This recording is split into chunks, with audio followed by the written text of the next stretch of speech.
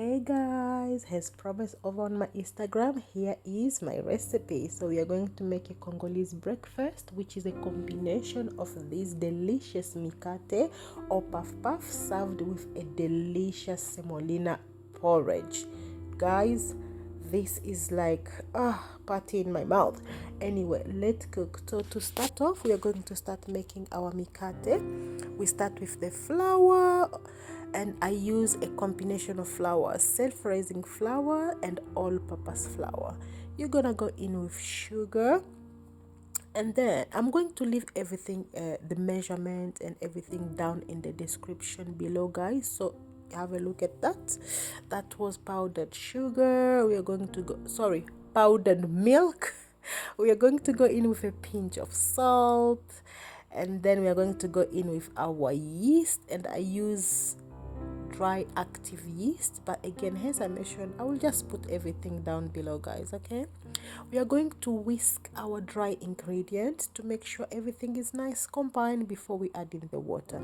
And my water, I like it to be on a hot side, not just warm, and not too hot as in you are making tea. No. Okay, the flavoring we are using today is just vanilla. You can use any flavoring of your choice.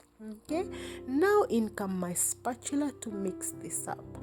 One tip, guys, if you are making your mikate or your puff puff, always add in water gradually. So I add in a whole cup first, but then I have my water on the side. I'm going to gradually add this in until I get to the consistency that I am looking for, because you don't want your dough to be too runny, because that will affect your end result. Okay, the dough need to be nice and elastic with a little bit of thickness. Okay, guys, so at this stage I was just adding in a little bit, but I think I'm happy with this consistency, so I will start now the beating process. You have to keep on mixing or beating your dough like this until you get a nice smooth batter. And another secret is you will know that your batter is ready when you start seeing a little bit of bubble forming around on top when you are beating it up. Okay, and this is the smoothness or the consistency that works for me and always give me perfect result.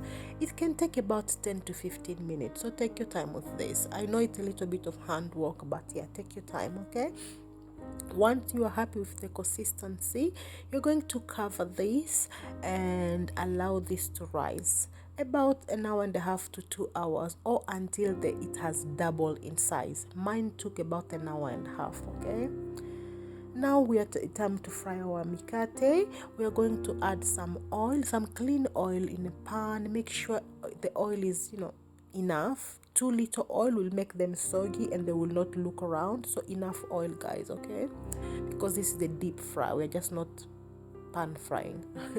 And my dough here is ready. I'm going to show you also another tip I use. I don't use my hand from beginning to end when I make mikate, guys, so I'll show you the tip. But first, let's deflate our batter just a little bit, just to make it easier to scoop. You deflate it a little bit. Look at that elasticity. This shows that your yeast has done the magic. The dough has risen enough time to rise. Yes. Okay, so to dip my batter in my oil, I use my ice cream scoop. I simply dip it in a little bit of hot water, and shake any excess water out, because you don't want to kind of replace any consistency of your dough. You just don't want the dough to stick on the ice cream scoop. Okay, like so. Grab half of that, and then yeah, just like that, as if you're serving ice cream, and that easy. You don't need to be, the hand technique is for the pro, guys. For us amateur, we're gonna use the ice cream scoop. Anyway, scoop a little bit into your oil. You know that your oil is ready. When you place your dough in, it should rise up within a few seconds. If it's rising up and changing color straight away, going brown, that means your oil is too hot. If it's not rising up, that means your oil is not hot enough. So find that happy medium. Try one dough at a time. Okay, that's the it. And then you're gonna fry these until they are nice and golden brown all over, and then you're gonna take them out from the oil, place them on the paper towel to absorb any excess oil. Repeat that same process until your batter is finished. Okay, check these out, guys. They are looking so good. Mikate or puff puff is my weakness, guys. I love this thing. I can finish this in one sitting in less than half an hour all by myself. Yeah, that is it, guys. Just place your cooked mikate or puff puff on a paper towel to absorb any excess oil, and repeat the process until you are done.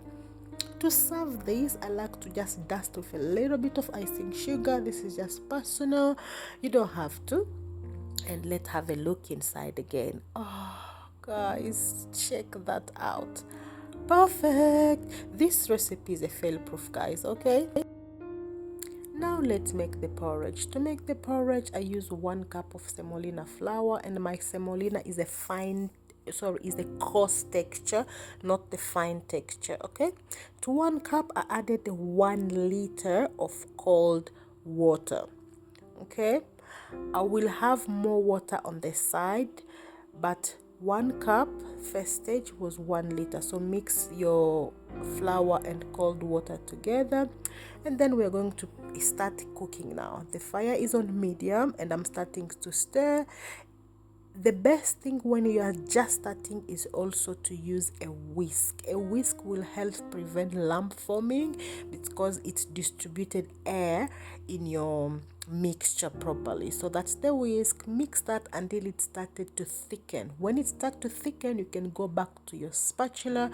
It will not form any lumps again. Okay, once it starts to thicken and nearly starting to coming to a boil, stop.